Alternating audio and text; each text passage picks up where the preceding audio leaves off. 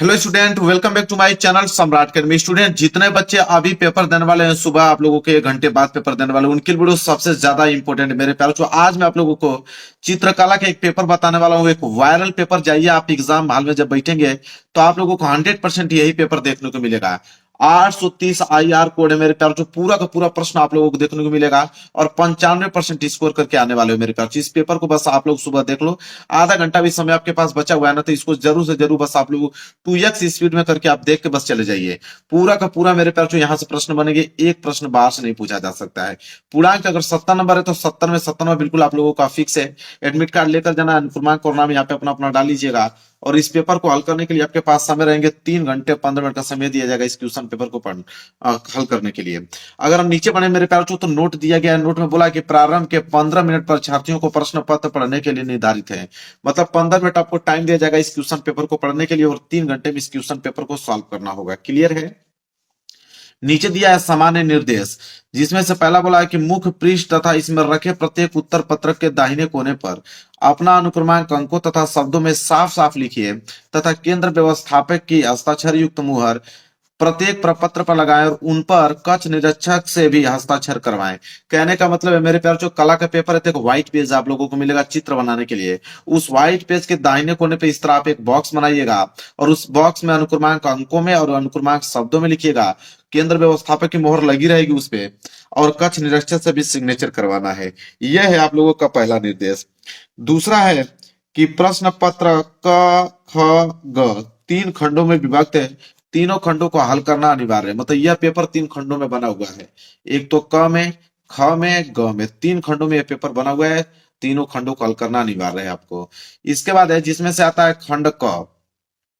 खंड क में आलेखन कला तथा प्रावैधिक कला के प्रत्येक के 20 बहुविकल्पीय प्रश्न हैं, जिनमें से किसी एक आलेखन कला तथा प्रावैधिक कला के 20 बहुविकल्पीय प्रश्नों के उत्तर OMR उत्तर पत्रक पर नीले अथवा काले बॉल पॉइंट पेन से सही विकल्प वाले गोले को पूर्ण रूप से काला कर चिन्हित करें। अब मेरे प्यार, जो यहाँ पे आप समझने वाली बात है, खंड क में ऑब्जेक्टिव क्वेश्चन आएगा कितना, 20 ऑब्जेक्टिव क्वेश्चन। आलेखन कला के 20 बहुविकल्पीय प्रश्न रहेंगे। प्रावैधिक कला के भी 20 बहुविकल्पीय प्रश्न रहेंगे। दोनों के 20-20 प्रश्न रहेंगे और दोनों में से किसी एक का ही आंसर आपको देना है। मैं दोनों का आंसर अभी जस्ट बताऊंगा। जो आसान लगेगा उसको याद करके जाइए, वही एग्जाम में करके आइएगा। आपको आलेखन आसान लग रहा है तो आलेखन करके आइएगा, 20 बहुविकल्पीय प्रश्न है। अगर आपको प्रावैधिक कला के आसान लग रहे हैं तो आप प्रावैधिक कला करके आइएगा, लेकिन दोनों में से कोई एक ही आपको करना है। ठीक है? इसके बाद है अगला, कह रहा है कि OMR उत्तर पत्र पर उत्तर अंकित किए जाने के पश्चात उसे काटे नहीं तथा इरेजर व्हाइटनर आदि का प्रयोग न करें। मतलब एक बार जो आपने ऑप्शन रंग दिया उसको रंग दिया, न तो काटना है न तो उसको मिटाना है। इसके बाद आता है खंड ख। खंड ख के प्राकृतिक दृश्य चित्रण अथवा आलेखन अथवा प्रावैधिक कला में से केवल एक का ही चित्रण करना है। देखिए, खंड ख में प्राकृतिक दृश्य चित्रण भी रहेगा, आलेखन भी रहेगा, प्रावैधिक कला के भी चित्र रहेंगे, लेकिन तीनों में से किसी एक का ही आपको चित्र बनाना है। अब जो आपको आसान लगेगा वो आप तीनों में से कोई एक चित्र बनाइएगा। इसके बाद खंड ग आता है। खंड ग में स्मृति चित्रण के प्रश्न दिए होते हैं और इन स्मृति चित्रण में करना होता है सबको। इसके बाद आता है खंड क। यहां से पेपर स्टार्ट हो गया। खंड क में बोला यहाँ पे ऑलरेडी निर्देश। पहला निर्देश है कि इस खंड में आलेखन अथवा प्रावैधिक कला के प्रत्येक के 20 बहुविकल्पीय प्रश्न है, जिनमें से किसी एक के 20 बहुविकल्पीय प्रश्न के उत्तर देने हैं। अब मेरे प्यारो बच्चों, या तो आप आलेखन के दीजिए या तो आप प्रावैधिक कला के दीजिए। मैं तो दोनों का आपको बताने वाला हूं। इसके बाद बोला है कि आपके द्वारा आलेखन तथा प्रावैधिक कला में से जिस भाग का चयन किया गया हो उसके उत्तर OMR उत्तर पत्र पर उत्तर अंकित करें। मतलब कि देखिए, यहाँ पे आलेखन कला का कॉलम बन रहेगा OMR शीट पे और प्रावैधिक कला का भी बना रहेगा। अगर आप आलेखन कला कर रहे हो तो आलेखन पे रंगिए, अगर प्रावैधिक कला कर रहे हो तो प्रावैधिक कला पे आप लोगों को रंगना है। क्लियर है? यही काम करना है। देखिए, सबसे पहले यहाँ से आलेखन कला के प्रश्न स्टार्ट होंगे। मैं चलिए आलेखन कला के पहले 20 बहुविकल्पी प्रश्न कराता हूँ, इसके बाद प्रावैधिक कला कराऊंगा। जो आसान लगेगा उसको करके आइएगा। देखिए, ए वाला पहला पॉइंट बोला है कि प्रत्येक बहुविकल्पीय प्रश्न के 4 विकल्प हैं, इनमें से सही उत्तर चुनिए और सही क्रम में अपने OMR उत्तर पत्र पर उत्तर अंकित करें। देखिए, 20 प्रश्न है, 20 नंबर मिलेगा आपको एक एक नंबर के हिसाब से। देखिए मेरे प्यारे बच्चों, पेपर यहाँ से स्टार्ट है। बोला क्या है मेरे प्यारे बच्चों, मैं थोड़ा और बड़ा कर देता हूं ताकि आपको स्पष्ट दिखे। दिख रहा है आपको? कह रहा है कि लाल और हरा रंग है। तो मेरे प्यारे बच्चों, लाल और हरा रंग जो है एक दूसरे के विरोधी रंग होते हैं। मतलब लाल का हरा जो है विरोधी रंग होता है और नीले का पीला होता है। ये दोनों प्रश्न याद कर लीजिएगा, नीले का पीला और लाल का हरा, ये दोनों विरोधी रंग होते हैं आपस में। इसके बाद देखिए दूसरा क्या है कि ओस्टवाल्ड संबंधित है। ठीक है, तो ओस्टवाल्ड संबंधित है मेरे प्यारे बच्चों, किससे संबंधित है? चलिए देखिए, ओस्टवाल्ड संबंधित है, किससे संबंधित है? तो रंगों से संबंधित है। सी वाला ऑप्शन जो है बिल्कुल राइट आंसर हो जाएगा। देखिए इसके बाद है तीसरा प्रश्न, क्या कह रहा है कि प्राथमिक रंग कितने होते हैं? तो प्राथमिक रंग जो होते हैं मेरे प्यारे बच्चों 3 होते हैं। ए वाला ऑप्शन जो है बिल्कुल राइट आंसर हो जाएगा। इसके बाद है चौथा कि तटस्थ रंग है। ठीक है, तो तटस्थ रंग जो मेरे प्यारे बच्चों हैं वो है सफेद और काला। दो ही प्रकार के होते हैं तटस्थ रंग, सफेद और काला। इसके बाद पांचवा है कि लाल में पीला रंग मिलाने से कौन सा रंग बनेगा? अगर लाल में पीला रंग अगर हम मिला दें तो नारंगी रंग बनेगा। सी वाला ऑप्शन जो है बिल्कुल राइट आंसर हो जाएगा। इसके बाद है सिक्स प्रश्न है कि बारीक रेखा बनाने के लिए किस नंबर का ब्रश का प्रयोग करते हैं? तो अगर बारीक रेखा को बनाना है तो किस नंबर के ब्रश का आप प्रयोग करेंगे? तो 1 नंबर ब्रश का प्रयोग करेंगे। सी वाला ऑप्शन जो है बिल्कुल राइट आंसर हो जाएगा। सातवां है कि किस नंबर की पेंसिल से खींची गई लाइन गहरी होती है? तो गहरी अगर पूछे तो जिसमें बी की संख्या अधिक होती है वही गहरी होती है। तो बी तो इसमें भी है, इसमें तो बी है नहीं, इसमें भी बी नहीं है। तो इसमें सिर्फ एक बी है, इसमें आपका 2 बी है। तो बी की संख्या इसमें अधिक हो रही है, मतलब गहरी इसमें बनेगी। डी वाला ऑप्शन जो है बिल्कुल राइट आंसर हो जाएगा। तो 2B नंबर की पेंसिल से खींची गई लाइन जो है वो अधिक डार्क होगी। इसके बाद देखिए आठवां कि निम्नलिखित में से द्वितीयक रंग कौन सा है? तो द्वितीयक रंग मेरे प्यार से, द्वितीयक रंग में आपके नारंगी भी आ जाता है। तो यहाँ पे बी वाला ऑप्शन जो है बिल्कुल राइट आंसर हो जाएगा। क्लियर है? चलिए आगे बढ़ते हैं। अगला प्रश्न देखिए क्या अगला है, प्रश्न नंबर 9।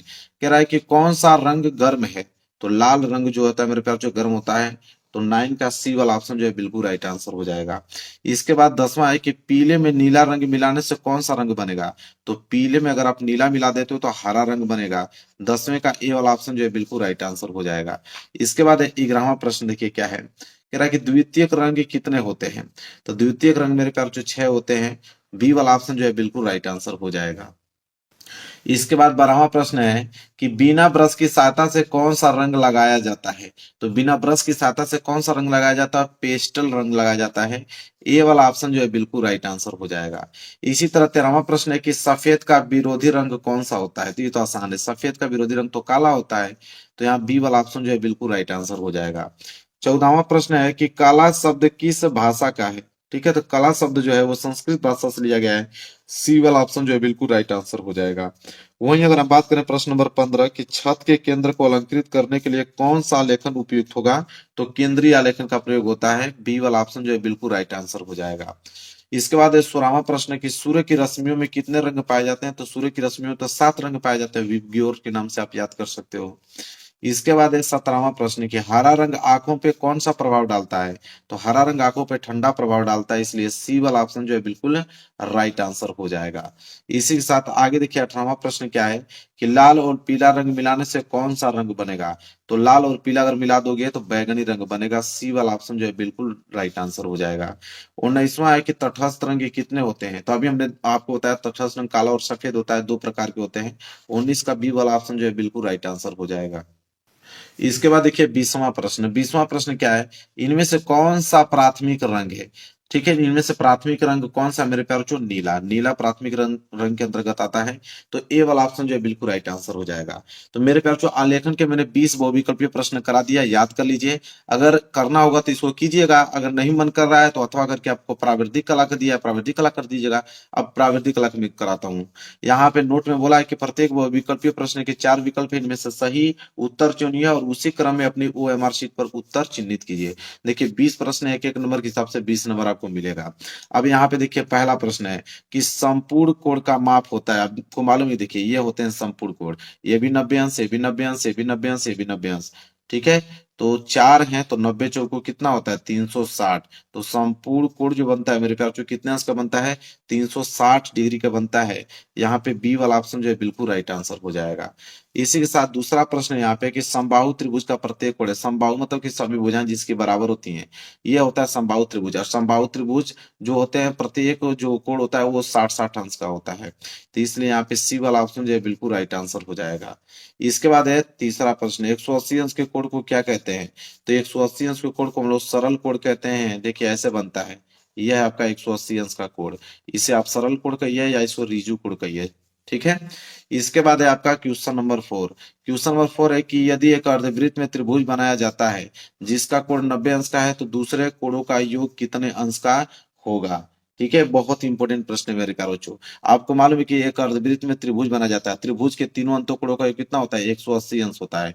तो अगर एक कोण आकर 90 अंश है, ठीक है, तो बाकी जितने भी कोण बनेंगे सारे कोणों का योग जो होगा 90 अंश होगा, क्योंकि 90-90 मिला के 180 अंश होता है। त्रिभुज के तीनों अंतों कोणों को 180 अंश होता है। तो ये कोण 90 अंश, तो दूसरे कोणों का योग कितने अंश होगा? तो 90 अंश होगा। डी वाला ऑप्शन जो है बिल्कुल राइट आंसर हो जाएगा।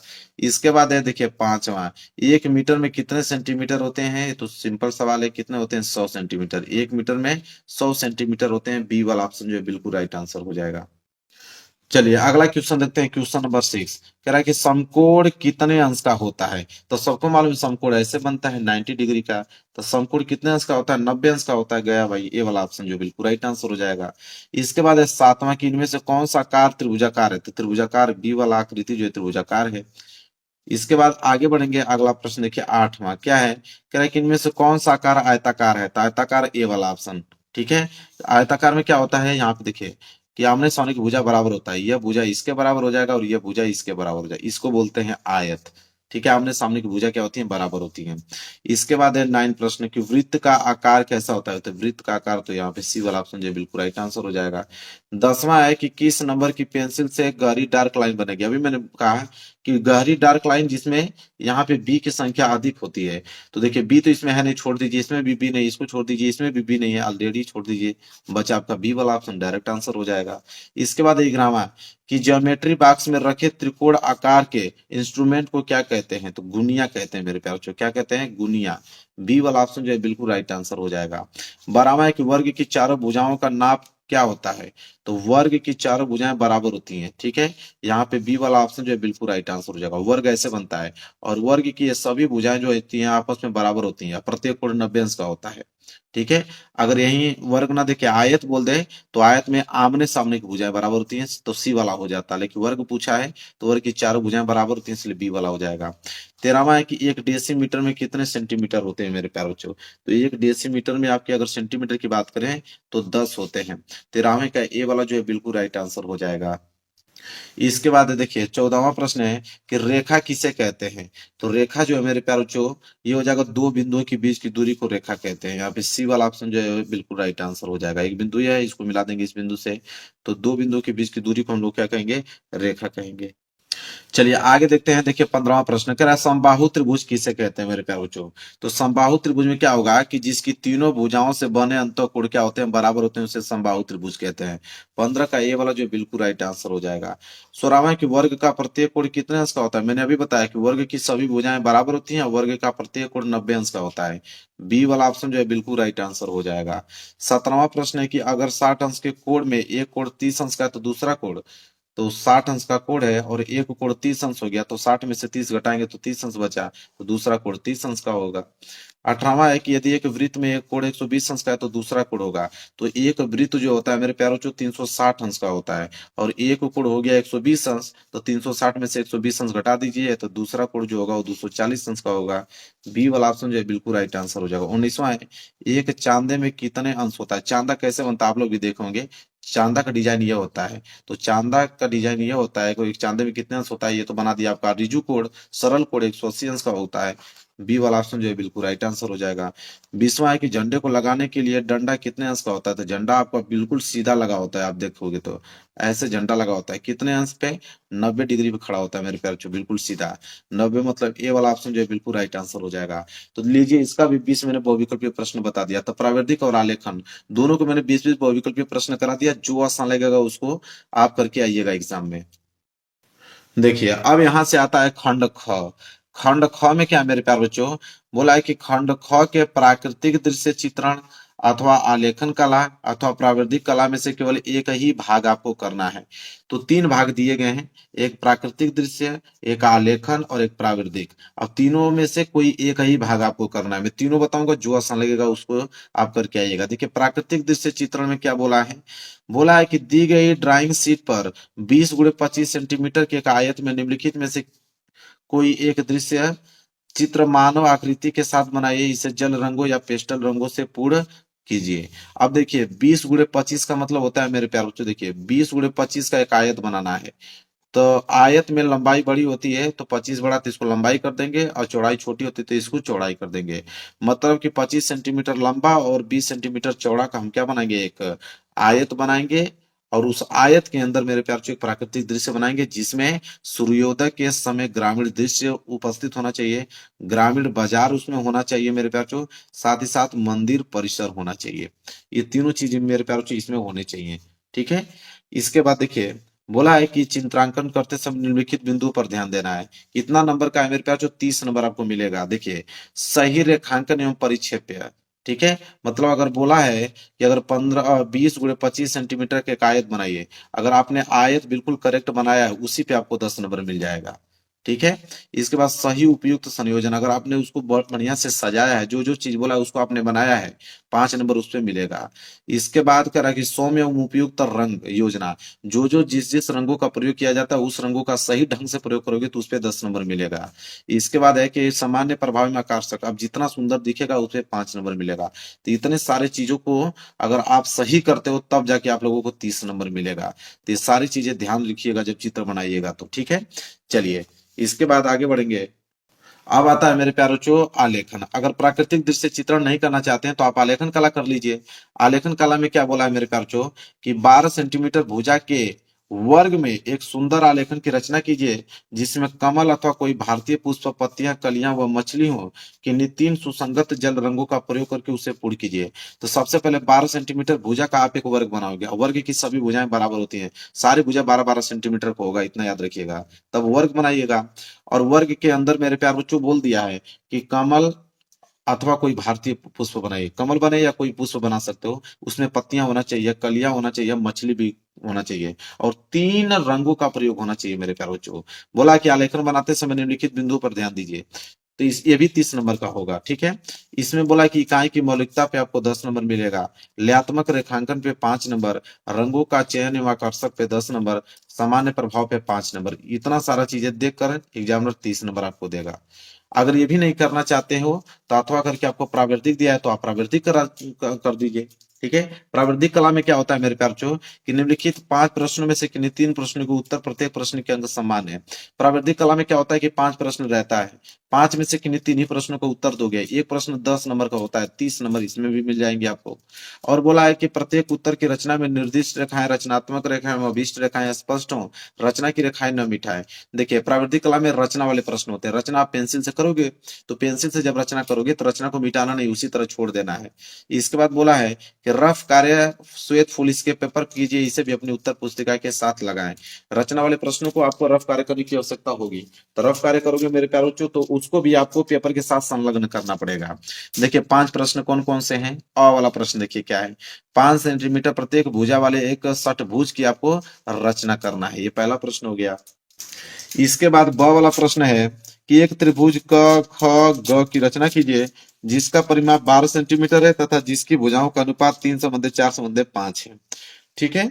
इसके बाद स वाला प्रश्न है कि एक आयत अ ब स द की रचना कीजिए, जिसका क्षेत्रफल 15 वर्ग सेंटीमीटर है और इस आयत के क्षेत्रफल के बराबर एक वर्ग की रचना करना है।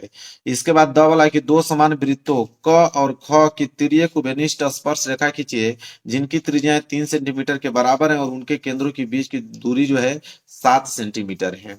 यह वाला प्रश्न है कि एक साधारण मापनी की रचना कीजिए, जिसमें 4 सेंटीमीटर 1 मीटर की दूरी के बराबर हो और इसकी निरूपक भिन्न RF द्वारा ज्ञात कीजिए और इसकी मापनी पर 2 मीटर 5 डेसीमीटर की दूरी जो है अंकित कीजिए।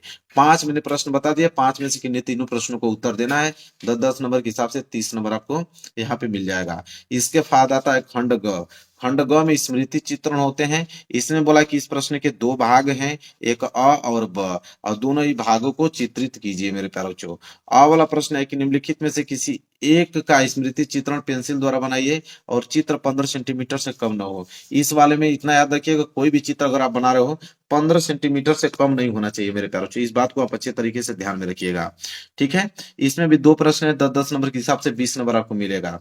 देखिए, कह रहा है कि आम पत्तियों सहित बना दीजिए, या पपीता बनाइए, या आप दो केले बनाइए, ठीक है। मतलब इन तीनों चित्रों में से किसी एक का ही चित्र आपको बनाना है। कोई एक चित्र बनाओगे तो 10 नंबर आपको मिलेगा। या तो आम पत्तियों से बना लीजिए, या तो पपीता बना लीजिए, आप दो केले बना लीजिए।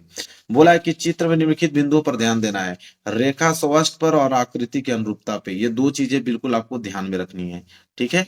4 नंबर इसमें मिलेंगे, 6 नंबर इसमें मिलेंगे, तो ये सारी चीजें बिल्कुल याद रहे, तब जाके 10 नंबर आपको मिलेगा। इसके बाद है बा वाला कि निम्नलिखित में से किसी एक का स्मृति चित्रण पेंसिल द्वारा बनाइए, चित्र 15 सेंटीमीटर से कम न हो। यह भी कितने नंबर का है? 10 नंबर का। या तो आप खुला छाता बना लीजिए, या बाल्टी तथा मग बना लीजिए, या आप टेबल लैंप बना लीजिए। तीनों में से किसी एक का ही चित्र आपको बनाना है, और चित्र में निम्नलिखित बिंदुओं पर ध्यान देना है। क्या? रेखा स्पष्ट पे 4 नंबर, 15 सेंटीमीटर से कम नहीं होना चाहिए, और आकृति की अनुरूपता पे 6 नंबर। 10 नंबर यहाँ से मिल जाएंगे आपको। अब मेरे प्यारों से ये पेपर हो गया बिल्कुल कंप्लीट। जाइए इस पेपर को तैयार कर लीजिए, और 95% मार्क्स आप लोगों के बिल्कुल फिक्स है, कोई रोक नहीं सकता है। वीडियो को लाइक कर देना, चैनल पर नए हो तो चैनल को जरूर सब्सक्राइब कर लेना। मिलेंगे एक प्यारे से नेक्स्ट वीडियो में, तब तक के लिए धन्यवाद।